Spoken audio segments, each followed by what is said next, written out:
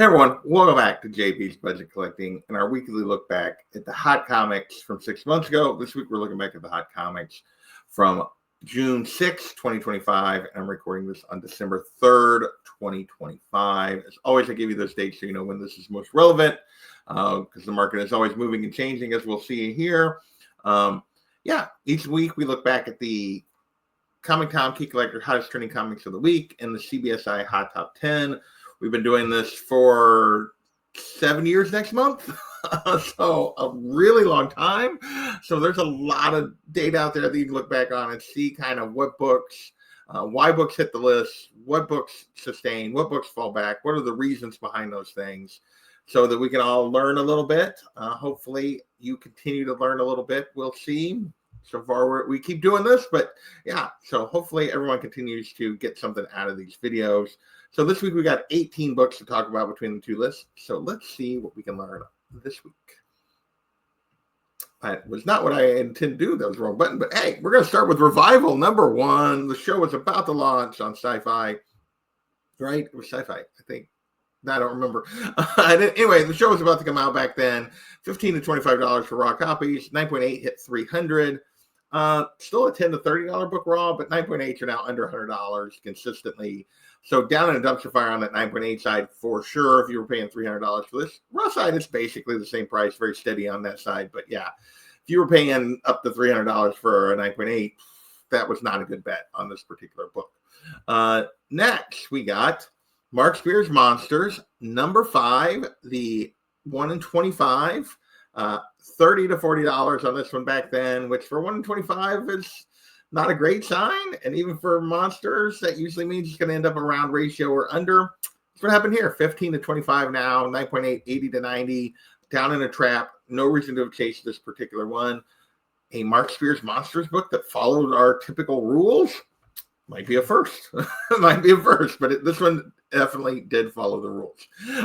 Next, we have G.I. Joe, A Real American Hero, number 317. This Scarlet cover. Francis Portel is 1 in 10, going for 20 to 40. Another one. This is a 1 in 10, going for 20 to 40. So this is actually getting to triple ratio, which is a little better sign that it's going to hold. In this case, 15 to 35. I put down. I maybe could have put steady, and I'll be back, because obviously there's a lot of sales within the same range. It's backed up very, very slightly from what it was on the top end and on the low end. So yeah, you could go on steady here or down, either one. 9.8, a little over $100. Very nice cover, I think, if you're a G.I. Joe fan. Next, we have Wolverine number 8, the second print DWJ 1 in 25 Virgin variant. We've talked about the original cover on this list several times at this point. This second print, 1 in 25, they reused the cover. They actually reused the cover. Like, there's the one with like the red title, there's one with like a white title, there's this one. So they reused this cover multiple times. There's multiple ways to get it. I always feel like that takes away from me from the specialness of a really cool cover. But this one was going for 75 to 110 right out the gate. This Virgin variant, people wanted it.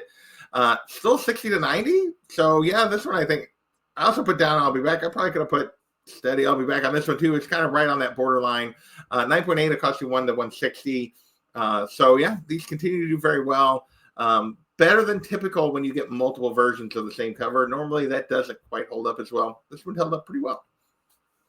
Next, we have Storm number 9, the Jeff DeCall 1 in 25.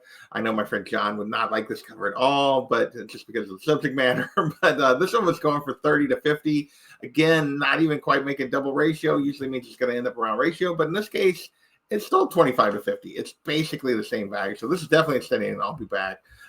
Sitting there between ratio and double ratio pretty much the whole time.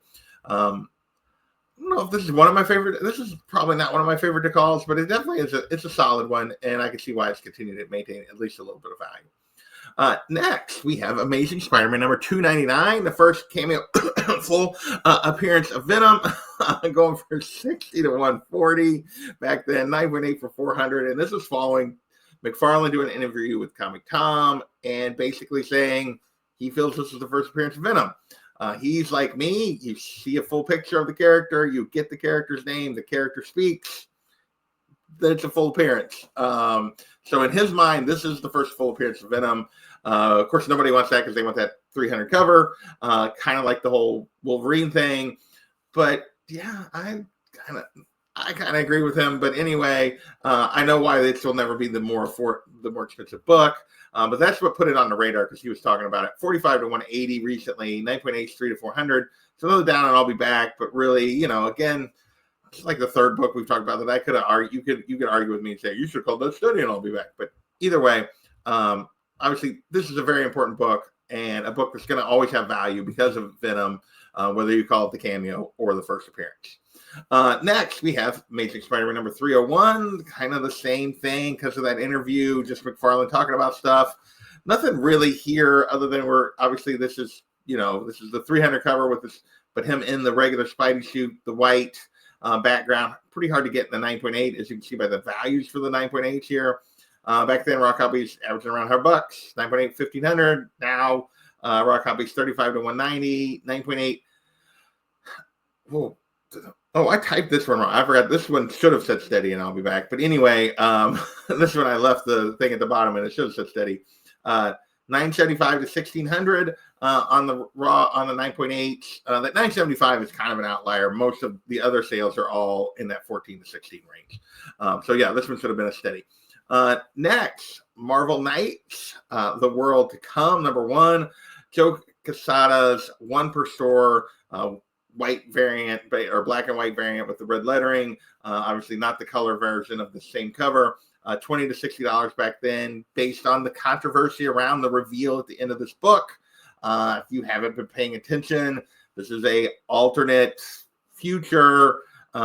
Priest is also involved in this. So this is a guy who's working on Black Panther a lot. And at the end, Black Panther's adopted son takes over the mantle when T'Challa dies.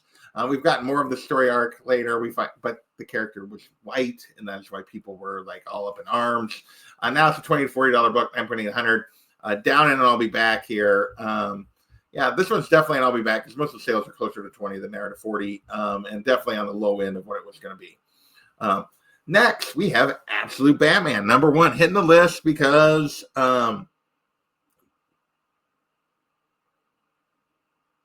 start of the new series, and this was we were getting ready to get they'd been teasing the Bane reveal and everything else that we're going to get Bane. I think we were through issue 8 at this point, had come out. $30 back then, 9.81 to 110. If you've been following the cash or trash videos that I've been doing with markets the last couple of weeks, this book has absolutely exploded in the last month with the coming of Absolute Joker and everything else, that people are gone crazy here. $90 to $150 now for raw copies. And really, most of those sales are over $100. 9.8, 350 to 400. This book is up in straight cash. It has went nuts. People are all about this following the annual and the lead into the Joker being added to this universe. People are gone nuts. This book is not a low print book, but in doing these kind of numbers on a modern, non-low print kind of thing is staggering. And people apparently love the series. I'm not one of those people, but clearly, there's a lot of people that do. Next, we got Superman number 75, Death of Superman. This was just another Superman book kind of hitting the list in the lead up to the Superman movie.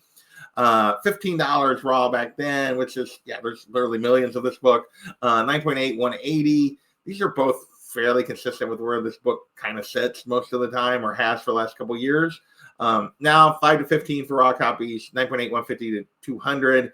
I put down on this one because the raw sales were really, surprisingly, most of the raw sales were under $10, which I feel like was a little different than when we looked at it before. When I looked at it before, it was more like 10, 15, occasionally a 20 on a raw. And these are clearly down a little bit from what it was back then. Because 15 was really kind of the average back then, as opposed to now where I'd say 7 is the average. So that's where I got the down. I'll be back, even though the 9.8s are right in the same bracket. Next, we have Uncanny X-Men number 221, the first appearance of Mr. Sinister. At this point, I feel like this book has been on the list so many times. It was on the list again here recently on the cash or trash side. People have just decided that we're going to chase the Sinister book. At some point, we're going to get him, but it really hasn't moved the value. At this point, this book just sits kind of at 30 to 75, 9.8, 200. It's actually down right now compared to what it's been historically. This is probably around the low end right now at 15 to 40, 150 to 200. So yeah, now might be a good time to get this book. Obviously, newsstands go for, you'll see some sales if you look up sales for newsstands are quite a bit higher. But yeah, Down and I'll Be Back. This book comes and goes from the list. I would always, if you want this book to be looking for just keep looking for a deal. You'll find one eventually. Next, we have Uncanny X-Men number 129. First appearance of Kitty Pryde, first appearance of M. Frost, first Hellfire Club. Rumors both of potentially Kitty and Emma being in any kind of X-Men movie that's coming. We've been waiting for the X-Men in the MCU for a long time now. We know we're going to get some of the older versions of the X-Men. We don't know what we're going to get going forward. 100 to 250 on a raw copy, 9.8, 14.50 back then, 50 to 200 on recent sales, 9.8, 1600 on recent sales. We're going to go steady and worth it on this one. Because most of the sale there, obviously there were some 50, but those were pretty beat copies. Most of the sales were between that $100 to $200 range, so that's why I went with that. Next, we have Punisher number 218. The first Frank Castle is War Machine, and there was basically been rumors that Frank would be a part of any kind of Armor War story. Obviously, with them bringing him back for Daredevil and everything else, that was kind of the rumors here. Doesn't really feel like that's where they're going, or if we're even, who knows if we're even going to get Armor Wars at this point. But yeah, $50, 9.8, 190 back then, 30 to 70 now, 9.8, 150, 200. So yeah, this is as steady as it can get. Super steady on this particular book. People are still interested in this, this key for Punisher. Next, we have Alias number 1, first appearance of Jessica Jones, and we'd gotten confirmation that she was cast and going to appear in Daredevil season 2, that she was coming back from the thing. Christian Ritter was back, $75 raw, 9.8, 150. Now 30 to 60 raw, so down a little bit. 9.8, so we're up a little bit, 160 to 250. So overall, I kind of just bounced this as a steady and worth it. There's quite a bit of sales on both sides on this. This was not one where it's like lots of raw sales and just a couple 9.8s or lots of 9.8s and not only a few raws. This is pretty balanced in terms of number of sales of each. So next, we have What If number 105, first appearance of Mayday Parker. And this was, of course, Sadie Sink rumors. We still don't know who she's playing for sure. But yeah, that she might play a alternate universe daughter of Peter Parker. So that's where this was coming from. $125 there, 9.81, 425. This book is always a pretty big book. 50 to 175 right now, 350 to 415. Did I type that right, bitch? Yeah, 350 to 415. So we'll call this a steady and I'll be back. Again, most of the sales on the raw side. So yeah, steady and I'll be back on this one for sure. Next, we have for the second week in a row, Invincible Iron Man number 53, first appearance of Friday. And this was rumors for Vision Quest. Last week when we talked about it was like a $15 book. Now it was a $10 to $25 book. Now it's an $8 to $10 book. So down in a trap. No reason to have chased Friday, even though because this book is back down. Well, still up from where it was, which was like a $1 bin book, but still down as we get, even though we're getting closer to Vision at this point. Next, we have Daredevil number 150, first appearance of Paladin. Raw copies were going for $35, and 9.8 of this book went for $770. Holy crap, that's a lot for, I mean, I realize it's 1978, but even for 1978, that's a lot for a character. Now it's a $5 to $20 book down in a dumpster fire. Supposedly we were getting Paladin as another character we might get for Vision Quest. But yeah, I don't see this one being worth anything, even if he does appear. Next, we have Avengers number 57 with all the Vision Quest news that caused the first appearance of Vision to hit the list. Raw copies back then, they had a 365 kind of average, and 8.0 hit 1,000. Right now, raw copies 100 to all the way up to $500. Most of the sales are probably a little lower than that 365, so the average is probably closer to like 250 right now. 8.0, so clearly backed up 6 to 650. It's actually not terrible for, first appearance of Vision. I would think now might be a good time to jump on it, but this is a book you're chasing. This is a book where have a price in mind that you're trying to get for a certain quality of book. So down and I'll be back on this one.